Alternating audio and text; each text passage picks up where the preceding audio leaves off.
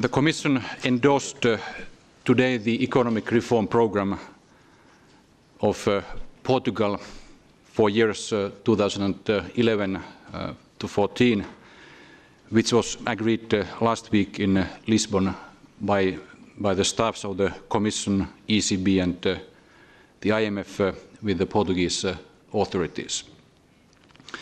This programme, as you know, has received a broad cross-party endorsement and thus there should be no uncertainty regarding its implementation, effective implementation, after the parliamentary elections that take place on the 5th of June in Portugal. The assistance to be provided amounts to 78 billion euros, of which two-thirds from the European Union and its member states, of course, the EU and its member states, and one-third from the International Monetary Fund, from the international community. The programme is constructed on three building blocks.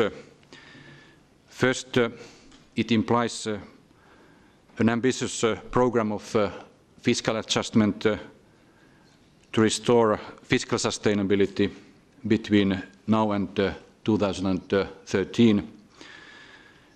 The fiscal deficit should decline to below 6%, that is 5.9% this year, to 4.5% next year, and to 3% in 2013.